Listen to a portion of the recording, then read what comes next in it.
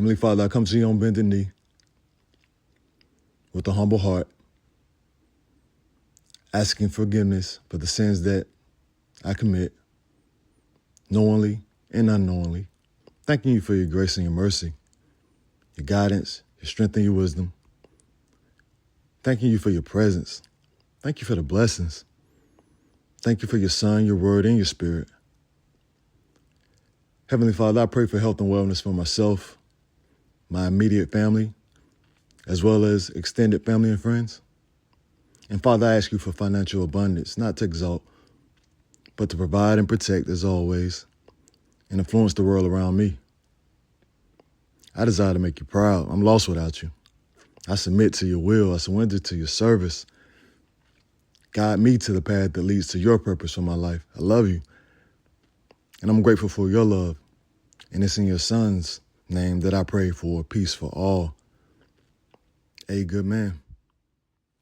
Welcome back to The Shadow in the Empty Chair, my new podcast where we discuss psychological factors that influence competitive greatness. My name is Andre Goodman. I'm the host. And I was fortunate enough to finish my NFL career in the backfield with one of the greatest players that ever played the cornerback position. And I had the privilege of watching him prepare, practice, and perform at a peak level week in and week out. And I ran into him for the first time at Richard Seymour's Hall of Fame ceremony. And before I took off, he said, Dre, if you ever need anything, man, don't hesitate to call me. And that's exactly what I did when I started this podcast. So, Mr. Champ Bailey, I appreciate you making time for me, man. 7-time Pro Bowler, 7-time All-Pro, 12-time Pro Bowler, most by any cornerback, NFL All-Century team, the 33rd member of the Denver Broncos Ring of Fame. And he also set a standard of greatness for every cornerback to chase, man. So again, Mr. Champ Bailey, I appreciate your time, man, and happy belated birthday. You celebrated a birthday yesterday. Yeah, man, appreciate it. Good to see you, man. I'm happy to be in this space with you. You don't know this, man, but like your last year at Georgia, you all came to Williams-Brice, and I was a red shirt freshman, bro. I was working so hard in training camp to kind of get on the field because I know we had y'all on the second game of the season. Yeah. Game was on ESPN, man, and I was prepped, and I ended up getting a starting spot as a red shirt freshman. And Charles Woodson had won the Heisman the year before, and you were on your way to becoming the top defensive player in college football. So you had already set my standards, and they were very unrealistic. But that particular day, you were my competition. I ended up getting hurt on a crackback block by Jermaine Wiggins. I tore three ligaments in my right knee. Yeah, it was bad. Whoa. And I think I actually blacked out. I don't recall much of the event, but I do remember coming back out on the sideline and watching you perform. And I think you caught a deep pass, a bomb, and I think you end up diving for it. And I just remember being in awe, like, oh yeah, that's the kind of standard that I'm chasing. Like when I say unrealistic, you set the bar really high. And I bring that up to say, I know what Travis Hunter is also trying to do. If you don't mind, can you share your experience and share your take on him trying to do the same thing and dominate that on both ends, both sides of the ball, and do it at a high level like you did? Wow. Man, you took me back. So, in college, for example, you just wanted to do everything because at the high school level, you did everything. So when you get to college, you're like, first of all, I never played corner until I got to college. Wow. So I was always an offensive player. They just put me on defense at safety just to really protect me, like because they needed me on offense so much. So, Right. and back then the ball wasn't flying around like that. So, it was all about the front seven, front eight, whatever you want to call it. Yeah. Yeah. So for me, offense was that was primary. And when Ray Goff got fired from Georgia, Jim Donning comes in. He picks up, the recruiting process with me, and he promised me like you're gonna be able to do everything. Like we're gonna let you do that, do this, whatever. Let me run track. He let me do everything, and he lived up to his word. So I just came in prepared to do it all, and it didn't really materialize until my second year. But even in my freshman year, like I ended up starting towards the end of the year, and having a good season. That's all I knew. I just knew that I was supposed to do everything. Like that's just the standard I had set for myself, and it was what it was. But you fast forward to getting drafted again. I'm still thinking I could do everything. I had incentives in my contract for offensive plays because they told me they were gonna let me play. Mm, So I'm like, well, let me negotiate my deal properly. We yeah. put stuff in my contract. So I hit a few of those things just off punt returns and things like that. But again, I knew I was a primary corner, but I'm always lobbying for offense. It was never done at a high level playing both Right. sides, Right. in abundance. Dion did it a little bit, but it wasn't like a big part of his career. It was just something you knew he was capable of. I Right. wanted to be the same. So it wasn't. Now, Travis Hunter, on the other hand, he's trying to play both at a high level full time. And I love his ambition. Yeah. Now, as we sit here as former players, we can both sit here and say that's a little Yeah. That's a unrealistic, but tax, man. That's a task he it's taking yeah, on. and it's hard to be excellent at both. That's the thing Yes. that I think, is gonna be challenging. Like, can he do it? I don't doubt he could do it. Can he sustain it? That's where the doubts comes in. Because it's taxing, man. Think about the demand we had at corner. Week Trust in, me, I week do. out, trying to prepare. Like, bruh, that shit is ridiculous. It's a lot, bro. It's a So, lot. so for me, just looking at him, I understand the ambition, the Yeah. drive, the competitive nature. I get it. You're young, you're fresh. You watch him dancing around in practice. I'm like, man, A lot of energy. He got he a got a lot lot of of energy. energy. So I know he's capable of doing it to a certain degree. It's just I don't want him to get hurt. So Yeah. the grown up in me is like, bro, do what you're supposed to do. Focus on one or two things. Don't try to do everything. Yeah. That's what I would say. But at the same time, I want to see him do something that's never been done.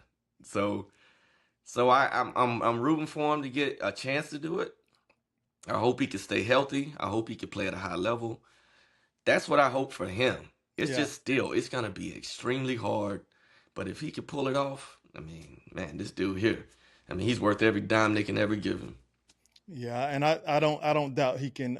I'm similar, bro. I don't doubt he can do it. It's a sustainability, and like if the people in his corner, the trusted advisors, if I'm one of them, I tell them, bro, them 65 snaps on either side of the ball is so taxing. The idea of Yeah, trying to play both sides at a high level and the competition level, it's just it feels or sounds unrealistic as an ex-player. But I'm like you, man. I'm rooting for him, but also I just don't want it to happen at the expense of the longevity of his career either. So. yeah, no doubt, no doubt. And I think as look, man, I don't care what anybody says. Like, you want to play 10 plus years. Like, Yeah.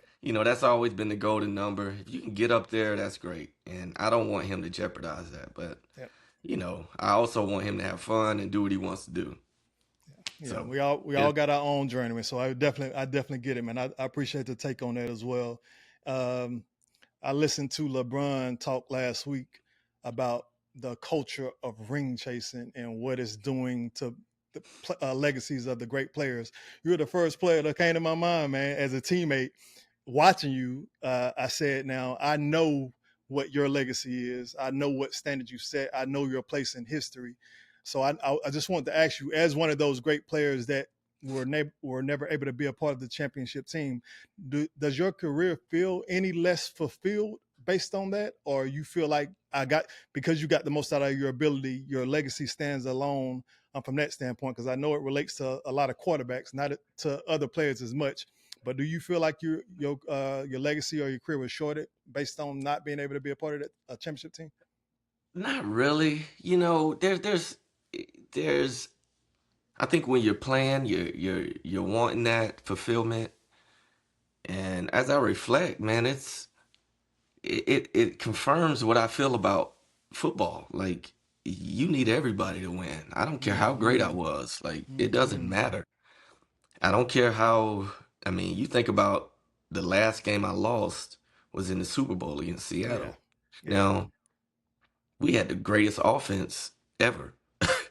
But with all that greatness, we still didn't score but 8 points in the game. So yeah, you need everybody. and we played against one of the best defenses ever put together in Seattle. And it just confirms what I think about the game. Defense wins championships, and you need everybody to win championships. Like you can't do it by yourself. So understanding that, I mean, I know a lot of great players that never won. Yeah. So it doesn't diminish how I feel about them. I would think that they feel the same way about me. So it's Yep. just it is what it is. I can't dwell on things I can't control. So I've always been that way. Like I'm not gonna concentrate on anything that's out of my control. Like I gotta focus on the things I control. That's good for my mental health. Yeah, man. Anything I'm trying to do, like just focus on what you can control, and then let the rest take care of itself. I was actually at Seymour's house, man, watching that Super Bowl game, and I think I might have been the only Denver Bronco fan in the house because I think it was a year after I had left, and I was rooting for you so hard, and the game took Yeah, a turn, and I think I had stopped watching it midway through, but I felt like vicariously. I was in it for you, like wanting to see yeah, you, wanted for you that bad, man. So I can imagine what that feels like for you. But I'm glad that you're able to make peace with it for certain. To that effect, like in 2006, actually played with Jason Taylor when he won Defensive Player of the Year. I think yeah. he had like 13 and a half sacks. He had like 10 forced fumbles, 2 interceptions, both of them returned for touchdowns. He had he had a phenomenal year. Watching it as a teammate, he had a phenomenal year. And I think we end up finishing fourth on defense that year, if I'm not mistaken. But we had a bad record. I think we only won 6 games, but we were in Nick Saban's system and Jason was able to thrive. But from my perspective, that was your best season in your career. This is just outside looking in because you had 10 interceptions, didn't give up any touchdowns, and always dominant on tackling as always, man. Do you consider that your best year of your career? And the follow up is, what is the motivating factor in how you try to define your greatness? Well, dude, I just love to play, right? And I think when I reflect, yes, that probably statistically was my best year, right? And I felt it in the moment because I was making plays, Mm-hmm. things were just happening, and I really did want to win that Defensive Player of the Year that year, and I almost thought I had it solidified on in that last game, Mm-hmm. but funny enough, man, this is how team sports are, right? Yeah. I would have had a greater chance of winning it if we would have won that game. I had a pick six in that game. It was my only pick six that year out of 10 picks. And my last one, I got a pick six. And I'm like, dang, this would put me right in. Like this is it. Well, we lost the game and it ended up not making the playoffs Right. that year. And or I think that's how it went down, something like Mm-hmm. that. It was San And Fran. yeah, San Fran. See, you remember? Mm-hmm. No, so we ended up not making the playoffs, and I'm like, well, this this didn't give people the opportunity to see me at least another week, Yeah. because they don't announce it. So that probably would have helped put me over the top because now people would have had a different level of appreciation for the things I was doing. We Yeah. just didn't have a great team. Right. And, when you have a great team, that ultimately gives you the eyeballs you need for Correct. people to respect the individual things you do. So again, man, no matter how good it was, we didn't win. Right. Like so Right. winning always is gonna trump everything. So at the end of the day, regardless of how great I was that year, like my team needed to do great in order for everybody to appreciate it. I think what the people around me, other corners, and as we reflect, there's a level of appreciation. But man, it's nothing like it when you're in the moment and you're not winning. It kind of takes the appreciation away a little bit. Yeah. So it is what it is. But that's one thing I love about the game, man. Like, your team got to win. Yeah, man. If your team win, man, it helps everything. Yeah. It Agreed. helps everything. So, Yeah. ultimately, man, that's what I focused on. Just being as great as I could be, doing the things I can control, and that's it. And I just let the chips fall where they may. I didn't dwell on things, Right. whether it was good or bad. It was like it's in the past, nothing I could do. Let's keep moving, and that's sort of how I approach my game. as a spectator, man, as a fellow corner, just I mean, knowing that you were rarely tested and to somehow come up with 10 interceptions and not give up touchdowns, man, just even as a teammate of Mr. Taylor, I was obviously happy that he won it because as a teammate, but Yeah, as a he cornerback, deserved it. I mean, he was I was great. rooting for you. Yeah, man. Yeah, he was great. I mean, I think he did deserve it. It was just, when you look at a cornerback, you like, oh, dang, you never seen this. Well, you never seen what he did either. So Right, right, right, it was a right. little bit of both, man. I was happy for him. Of course, I felt like I could have won or should have won, but it didn't. Man, it don't matter. Like, again, I can only do the work. I don't vote, so I can't Right. control it. So I don't dwell on it.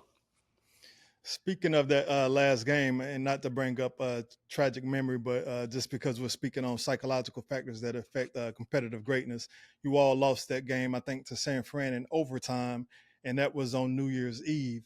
On New Year's Day, you lost your teammate, a fellow Yeah. cornerback. I was with you in 2010 when we lost Kenny McKinley. Can you just speak to any psychological effect that had on you and how you were able to adjust? Man, dude, you talk about mixed feelings. Like, what? Because you got to think on one hand, I'm the vet, right? And here's a young corner. You know, he's trying to do everything I was doing and Mm-hmm. had done. So there's that big brother feeling. And then even that night, he was doing all the right things. He wasn't Right. driving. He was trying to be responsible. He was learning how to become a pro. Like all the little things I was thinking about him, how he was turning the corner. And, I think oftentimes, people don't, maybe they do think about these things, but you don't realize how many moments you have together with your teammates Right. where like think about off-season workouts. Now we don't talk about that a lot, but when I saw these young boys coming in with all this energy, Mm-hmm. it rejuvenates me. So I'm Mm-hmm. I'm leaning on them to kind of set the tone because all they do is they want to be better than me or Yep. as good as I was, right? Right. So they're gonna do everything just as fast. So I'm watching them do drill. I'm like, man, he looking so quick. Like, so it pushes me to go quicker. And I'm Right. like, man, this is really how I sharpen my game and stayed on top of it. Because of these young guys. I don't know if you remember, but that year he got drafted, we drafted three corners. I So did not know that. we drafted three Dominic Foxworth and Carl Paymer. So none of them were on the team by the time you got there, but Yeah. but I think Foxworth got traded to the Falcons or somewhere. Yeah. But to me, it was like, dang, boy, they just gonna keep rolling them in. Now I felt pretty good about my position, but at the same time, like I always had that in the back of my mind. They're always trying to replace the old guys. So when Right. somebody like Darren Williams shows up, like, and he's as good as he was, he's a great punt returner, fiery kid, a lot of energy. I'm like, yeah, it helped me raise my game. And that moment when I got the phone call, I think it was Al Wilson who called me because somebody called him. I can't remember how. I just remember he just kept saying, "He gone, man. He gone." And I'm Mm-hmm. like, "What are you talking about?" Like, it didn't. Didn't It just register. didn't hit me Yeah. until I talked to Javon Walker, and when Jay Walk was, yeah, because he was there. I Yeah. mean, he was, yeah, his blood was all over him. But when we got to I was stunned. I don't know. There was nothing we could do. All right, there was nothing we could do, and it was just one of those moments, man. And you just lean on your teammates a little harder. You got to think the all season is just starting. I mean, there's really no. We all had to come together to go to the funeral. I mean, it was a lot, man. It was a lot to deal with. I don't know, man. I've lost a lot of teammates over the years, Yeah. unfortunately, and none of them have been easy. I Yeah. mean, none of them. All unique in their own way, how to deal with it. I mean, you brought up Kenny, like another guy, Georgia guy. Mm-hmm. I gravitate to him because he's from my state. Like Right. so, for me, I almost feel like I'm your big brother or uncle, whatever it is. So, he was just a funny guy, man. Just Mm-hmm. you could tell he wanted to be good, learning how to work. Like it's. Yeah, man. Unfortunate incidents, man. Unfortunate incidents that, you wish you could do more. But again, I always go back to my mantra, like I can't control everything. So Right. let me just focus on what I can control. And it always resets me. And that's sort of how I approach tough situations like that. Yeah, and Kenny, man, like I always got obviously positive memories of him, but the first time we spoke, because fellow Gamecock, I just remember him coming in the Yeah. locker room, and I think my locker, if not the first locker when you first come in, I think I was number one. So when he passed me, I gave him my number. I said, man, obviously you need anything in Denver, just let me know. I'm helping. I don't go out, but if you need, I can. If nothing else, I Yeah, can yeah. point you in the right direction. Um, so when it did happen, I just remember having a sense of responsibility for not doing enough. And I remember that Yeah. set with me for a while. And then the Yeah. memory of just the memorial when his family came up and we had the memorial, like that stuff does sit with you, man. And it kind of puts a damper on Yeah. the season. So I can imagine some of the things you've gone through just knowing that you've dealt with that multiple times throughout your career. To switch topics, your community and charity work, man. I was reading up on it recently. I think I just saw that you're on the advisory committee uh, for a bid for a World Heritage site, the swamp.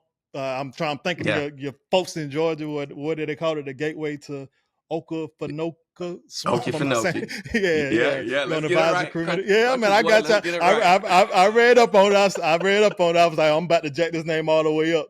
But just with your foundation, man, and your Bailey Companies investments, I know you also, if I'm not mistaken, invested in a cannabis company recently. Can you just speak to how your upbringing has impacted your philanthropic efforts, but also what are the primary endeavors that are competing for your time right now? Wow. A lot of things. See, damn, Goody, where do I start? So, so I'll tell you about the Okefenokee. So like when you retire, I mean, you could probably attest to this, right? There is a moment where you're kind of lost. Like Right, you don't really know what you want to do. And I kept trying to figure out like who gonna be my new teammates. And right, now this is me trying to figure this out without intentionally trying to figure this out. right. It just now when I reflect on the first few years, like that's what I kept looking for. Like Mm, who can I trust? Like who am I do mm, business with? What do I want to do? right. So I tried a little TV right away. I didn't like it because I was traveling. Mm, And people always told me, yeah, you should do TV, yada yada. So it's always been in the back of my mind. Maybe that's something I want to do, but I don't really enjoy it. And I definitely didn't enjoy flying across the country every right. week. So that was short lived. But what I did understand was my network was powerful and Mm, the relationships I had built were very significant and very valuable to anything that I wanted to do. And I'm never the smartest guy in the room and I never want to be, right. but I want to be around smart people, successful people. So I look at what other people are doing. I watch Michael Strahan pretty closely. Very very familiar with all the things he does outside of what he does on TV. Um, I watch Prime, of course, former teammate. Watch how he moves. Marshall Falk. Man, it's a lot of guys doing a lot of things, and that just it confirms to me the things I believe. Oh, we can do anything. Like I Right, always felt like I could do anything I want to do. Like you can't tell me I can do anything. I can't do something. right, I'm probably gonna go try to do it. So a lot of times people try to put you in this box, like hey man, why ain't you coaching?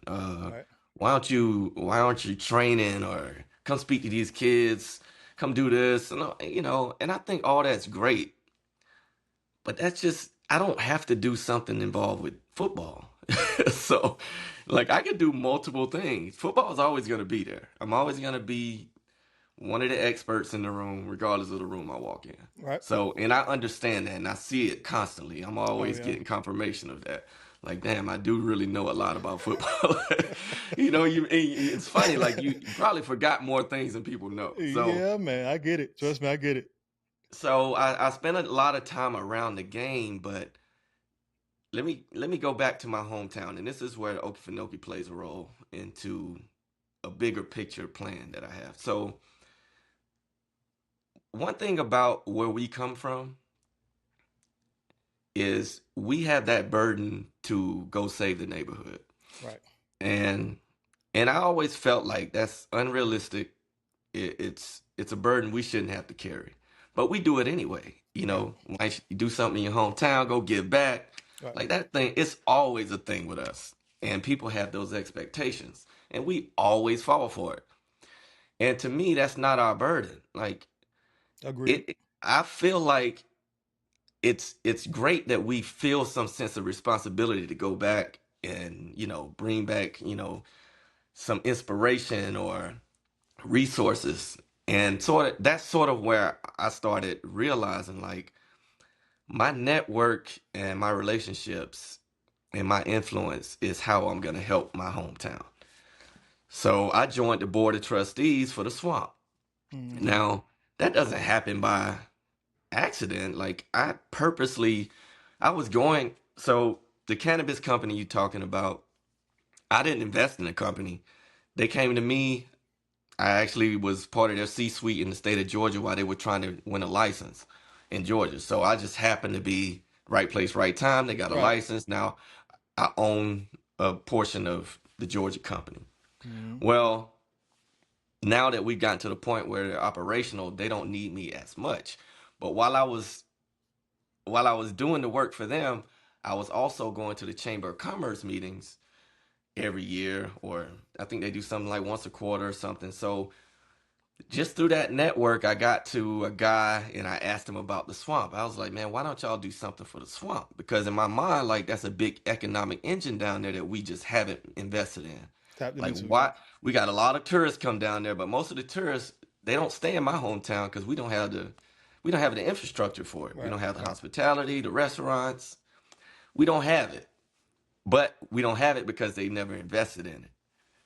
So this dude connects me to the executive director. She immediately puts me on the board because she understood like I need somebody from here to help people from here kind of move the way she needs them to move.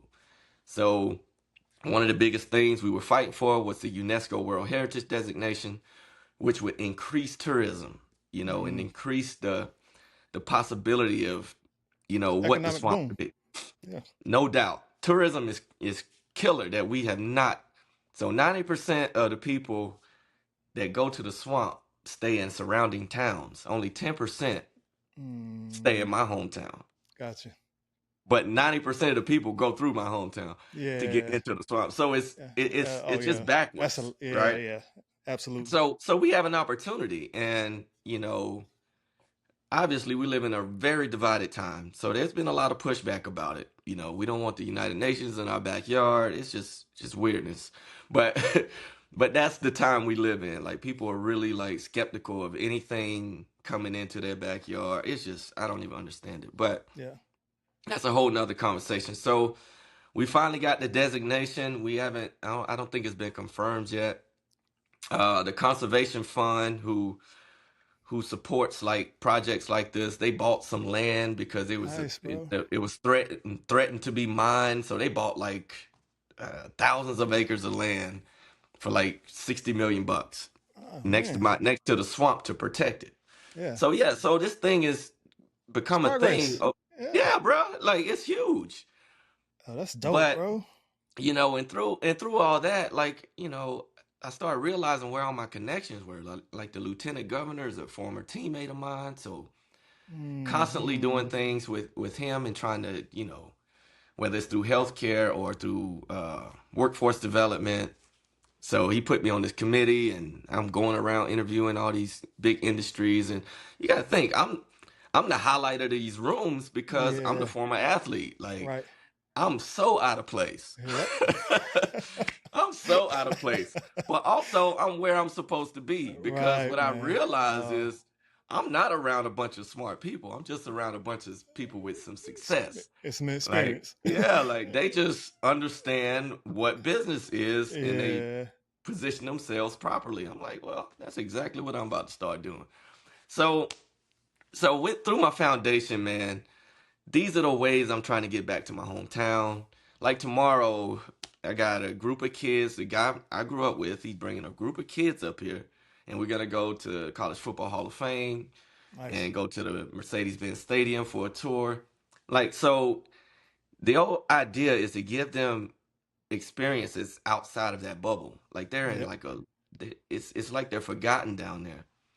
So, also our hometown, they see what we're doing because we do these Facebook lives like once a quarter.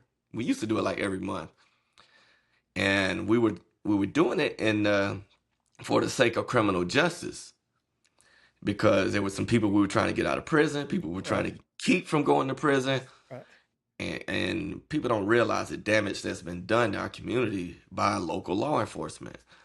And those are the things we were trying to shine a light on. Well, through all that, local people started watching because we're on Facebook. And, Facebook is very local. Yeah. And the older generation tend to gravitate to Facebook Yeah. more. That's why I jumped on it. So we're sitting there, we're talking about issues, calling people out, and just talking about things that have been talked about in our circles back home for years.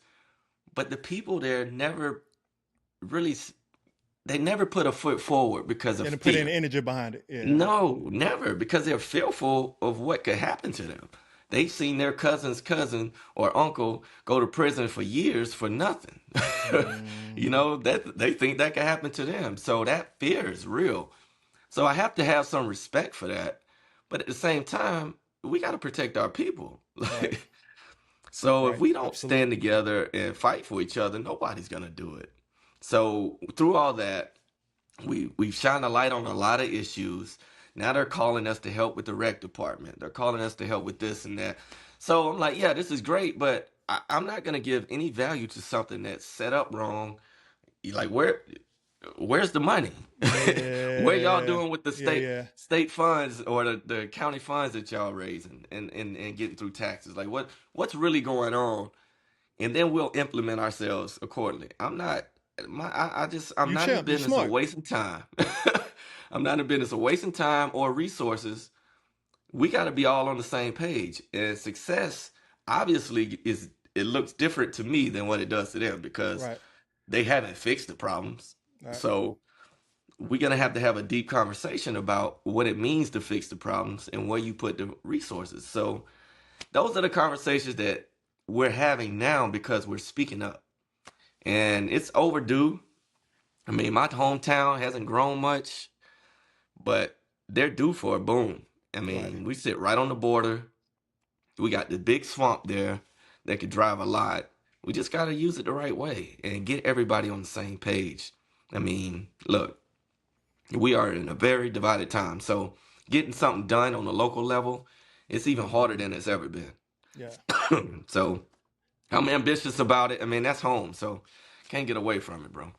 Man, I love that for you though, because I had a follow up question in here, just regarding retirement, because you were speaking about finding teammates outside of the game when you first retire. You being lost and trying to find a Right. space you belong. Because obviously I dealt with it. I'm just now finding my footing. And I'm 13 years in. Like you dibble and dabble with a little bit of everything, just trying to trial and error, finding out where your next passion is. But I could tell by just the way you were speaking on that you're in it too.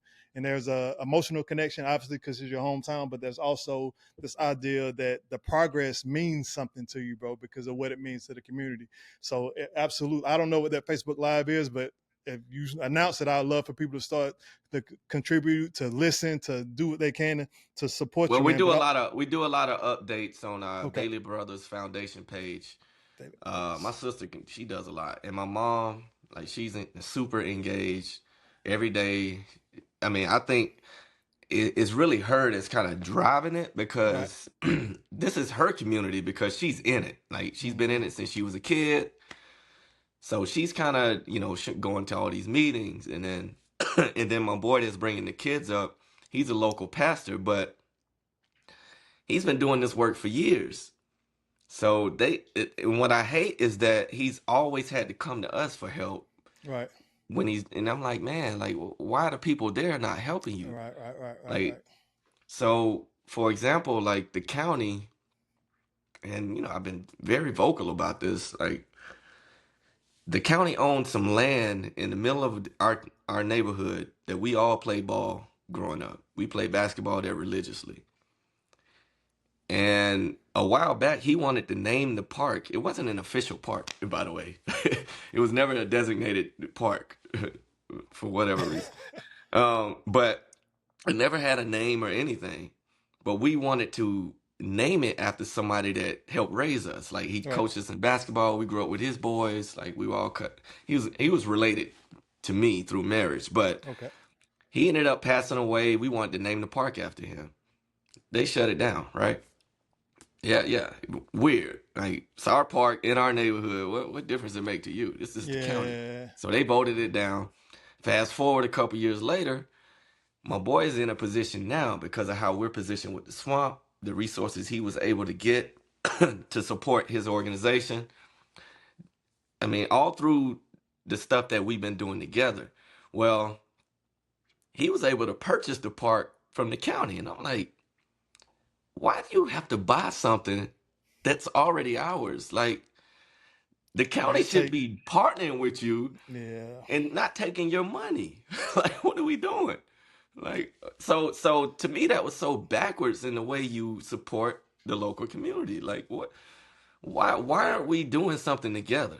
So he ended up buying it. I mean, he's revamped the park. He about to build all kind of stuff out there, and he has the resources to do it. Like, but the county is still not doing anything. So for me, it's like, man, we got this. Y'all want our help, but you don't Yeah. really want to give us any like support, like It's no the real bureaucracy, support. You man. want us It's to the support bureaucracy. what you're doing, but you Yeah. don't support. Like it's so backwards. Like we pay taxes. Why Yep. aren't you out here trying to figure out how you give us the best? So I'm happy that he got the park because that's what it takes. We have to own our own stuff. Yeah. And whatever that looks like, we got to make it happen. And fortunate enough for me, he is somebody that I've been able to rely on, trust, all after all these years. Like he's been through his stuff too. Like Yep. had to deal, figure out how he adjusts and become. Mm-hmm. But I always knew deep down he was ready for it. It's just timing. And now we hit the ground running. He's one of my Facebook Live partners. Him and another guy, Tony Mitchell, who I grew up with. We sort of reconnected later on. Because you got to think from a town like that, opportunity means you got to leave. Yeah, man. Success means it's got to happen outside of here. Like, Yeah. there ain't no success stories living in this town. I think I read that So, in your article too. When I was reading the article, that's the first thing you said. I was trying to figure, well, how can I get out? That's the first thing I read about it. So yeah. like, why is that the mindset? Yeah.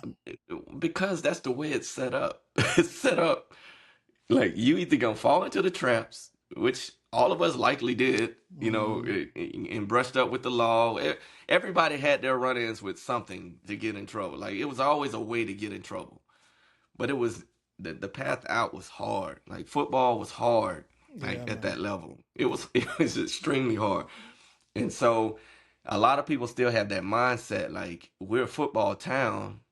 Well, for one, we're not because we haven't invested in football properly. But at the same time, sports was the only way. Well, the only scholarships that were given out was in football. I mean, the basketball coach wasn't getting nobody scholarships. Like, Right. it was our football coach. Thank God we had him when we had him. And I just watched him go into the Hall of Fame, for Georgia coaches. So that, Nice. and rightfully so. But he wasn't from there. Right. So think about all the people that are being the change makers. They either look like me or they're not from there. The Like, outsiders. so yeah, they're outsiders. They come and they like, damn, why is this like this? And now they start figuring out why. And then they come talking to us because we're the only ones want change. So most people in those areas don't want change. They want things to stay the same. I think if you rode through my hometown, you would just drop your head. Like, Yeah. because neighborhood after neighborhood just looks underserved. Let's just say Yeah. that. Yeah, the roads don't look right. No sidewalks. It's just dangerous, man. It's dangerous, and thank God we're not in a high density area. Else, you have all kind of crazy accidents, and that's a whole nother story. I'm proud of you for staying in that fight though, man. And I can obviously It's hear your exhausting.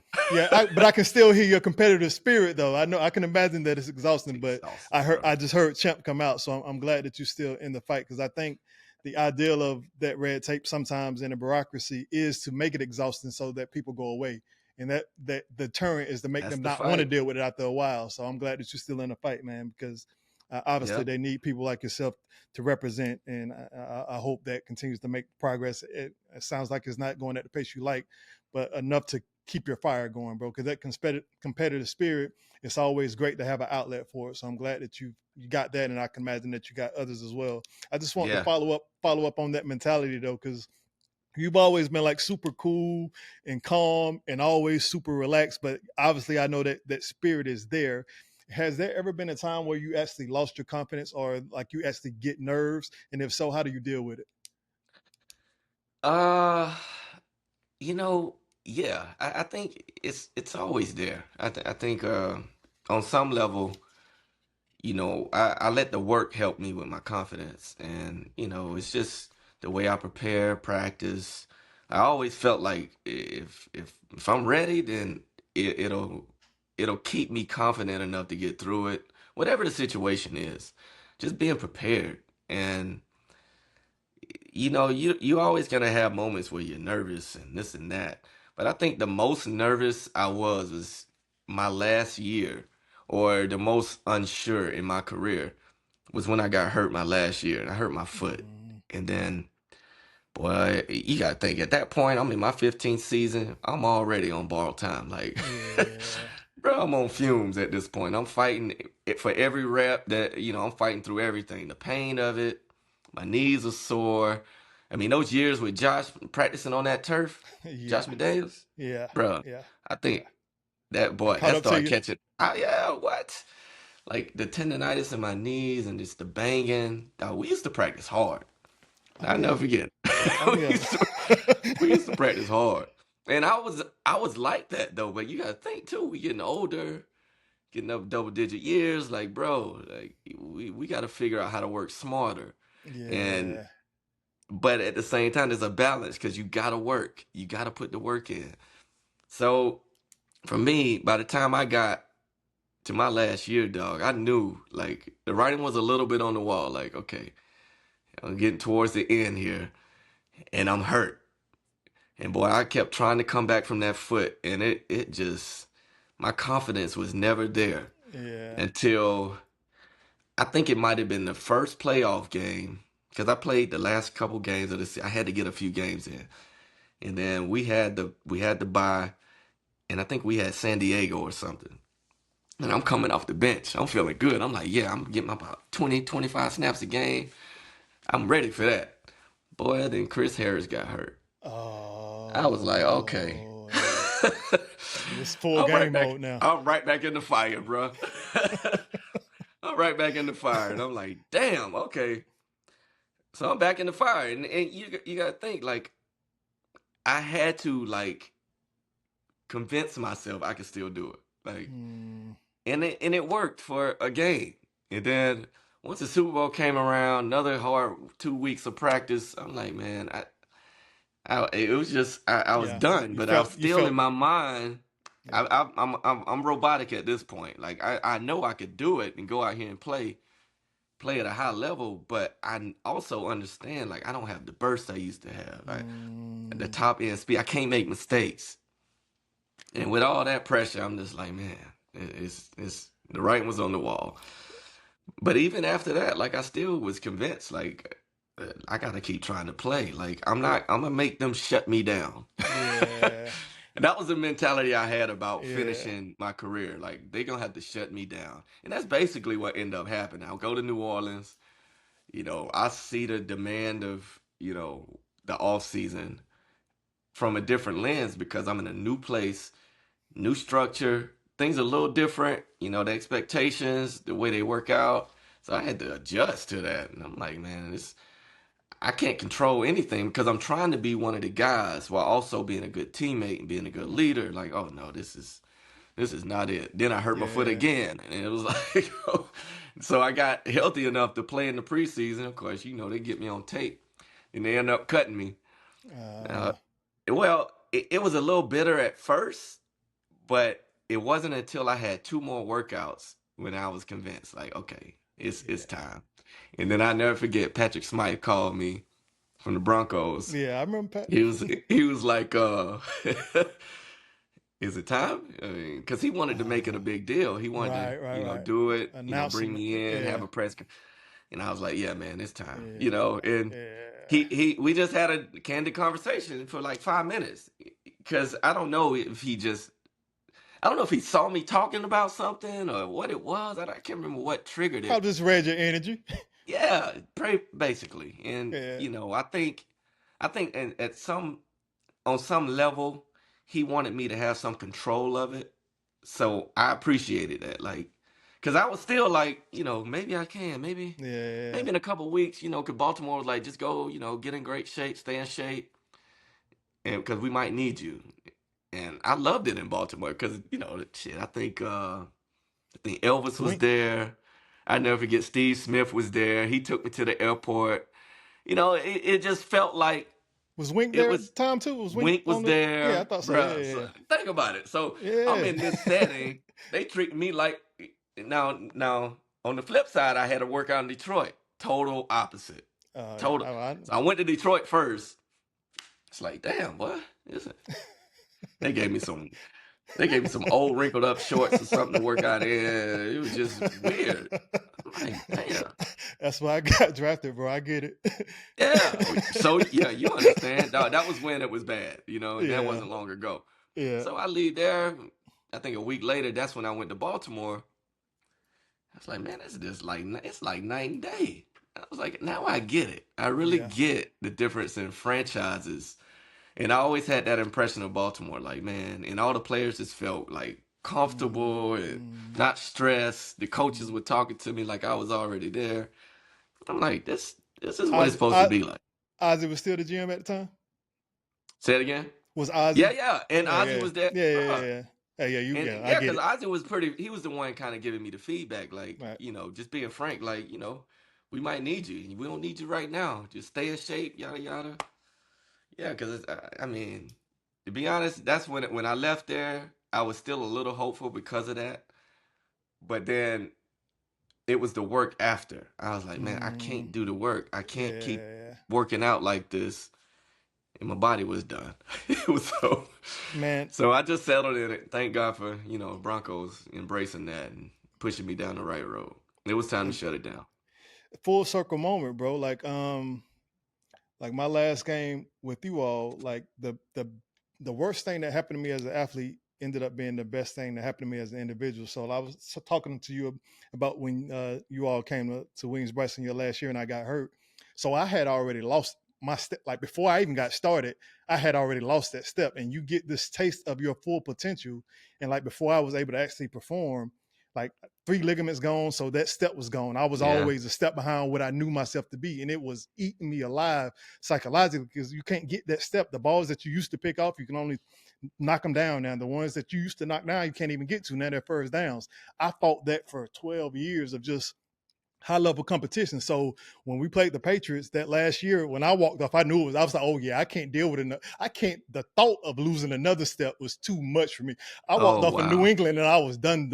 I knew I was done. Cause like I think Deion Branch had caught a bum. I was like, bro, if you can't cover on the outside no more, like that was your only skill set. So the idea of not being able to do that psychologically, I couldn't deal with, man. But I will say that the hunger that it created inside of me didn't go away. So like, now that I found this space, like I couldn't match your energy, your greatness on the football field, but that energy still exists now in this space. So I get excited about it, man, because I got a space to use it, and I look forward to it, bro. On that note, you get the last word. I just want to make sure you tell boss I said what up. But I anything will. that you want to share before we take off, man, I appreciate you making time for us. No, man, I think, I mean, this is good. I think, you know, when you do finish a game, and we touch on a lot during this conversation, like you just want to find a space where you still have that drive, that energy, it's secure, you have some control. That's ultimately what everybody wants, on some level, whether you're an athlete or not. And I have several aspects of that now. I got a lot of businesses I'm involved with. I kind of know who my core team is, people I could trust, And it took time to get there. It took some Right. bad relationships to kind of push to the side. But I just think it's super important we figure out what that is before we leave the game. Absolutely. And the more we can really try to figure that out, I think it's unfortunate because it takes such high level of concentration to be the great athletes we were, but it's also a detriment to your progress after because your head is so buried in it. You don't really have time to think And it's about almost anything else. necessary. Yeah. Yeah. And I think about all the time that I've spent reading articles about business, learning about different businesses, and just understanding like where my influence could lie in a certain, like, bro, like I would have never made time for this while I was Oh playing. yeah. Never. Yeah. So I still don't even know what the solution is to be prepared or have guys prepared more. It's obviously information, but when do you have time to give it to them? Right. And Right. when do they have time to To receive it. embrace it and and Mm-hmm. and study? And it's hard, man. I just, one thing I try to do with all young athletes is just say, man, just be the best teammate you could be. Don't burn bridges. These are things you can control, right? Right. And it's just more embracing the teammate aspect and what it means to be a leader. All those things are transferable. Being on time, being accountable. What's going to be hard is figuring out in what areas you're going to transfer those skills. That's Right. going to be the hard part. And Right. to me, it's everything. Whether it's the nonprofit stuff I'm doing back home, the stuff I do in business, I take that same approach. It's Mm-hmm. the same thing. It's Same energy. we belong in any space we want to be in, and I don't set up any boundaries for that. So I'm always, encouraging, man, you do whatever you want. You do whatever you want. But whatever you're doing right now, just be the best at it. Yeah, You man. know, make sure the impression you leave with people is that they felt good walking away from you. Their experience with you was never negative. Right. That to me, that's if you That's could the just do game. that, That's that's the the game. game. Because at the end of the day, the most powerful thing you got are your relationships, Mm-hmm. whether good or bad. They're gonna be the bad ones are gonna be bad for you. The good ones are gonna be good Right. for you. So try to have as many bridges built as possible, and trust me, they'll pay off in the long run. Bro, I'm proud of you, man. I'm happy for you, man. I'm glad you're finding your space in multiple areas, bro. But I definitely appreciate the time, man. Look forward to catching up in the future, man. No Appreciate doubt, it, brother. bro. You know I'm here, All right. man. Yeah, Anything you man. need.